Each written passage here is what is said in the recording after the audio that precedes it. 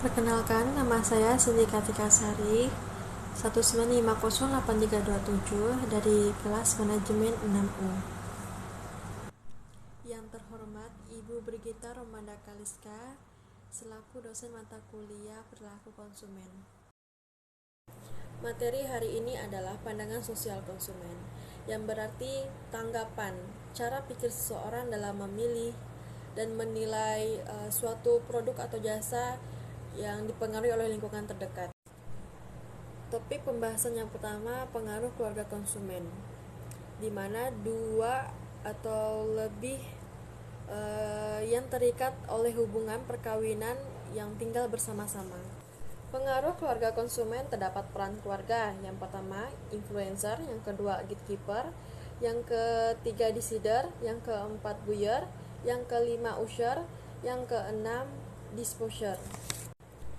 Influencer yang memberikan informasi tentang suatu produk atau jasa yang ingin kita cari ataupun yang ingin kita beli. Gatekeeper adalah mengontrol aliran informasi yang masuk ke dalam keluarga.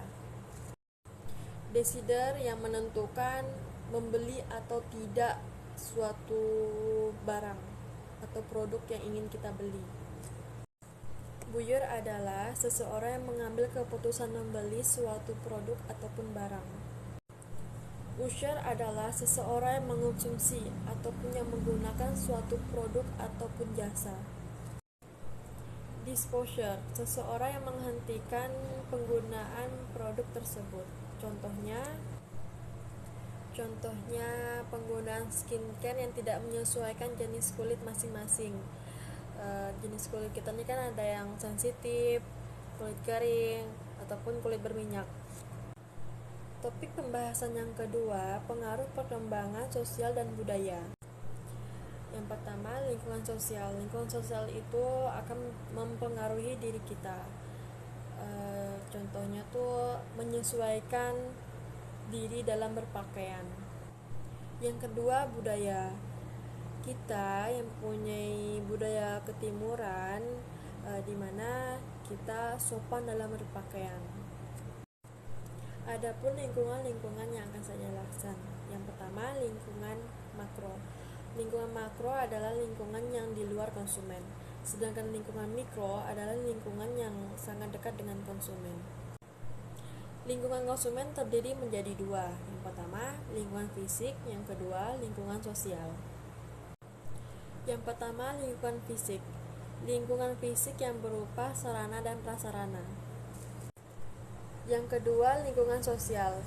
Lingkungan yang terjadi interaksi antar setiap personil. Contohnya, lingkungan sekolah.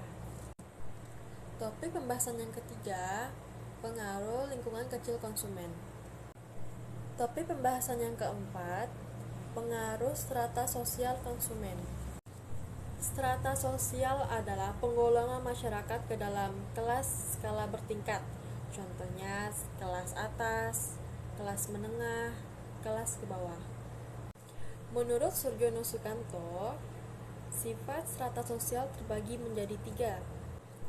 Yang pertama, strata sosial tertutup, yaitu strata ini tidak diperbolehkan untuk berpindah status sosial. Yang kedua, strata sosial terbuka, di mana strata ini kebalikan dari strata sosial tertutup, yang diperbolehkan untuk berpindah status sosial. Yang ketiga, strata sosial mix atau campuran, di mana strata ini gabungan dari strata sosial tertutup dan strata sosial terbuka.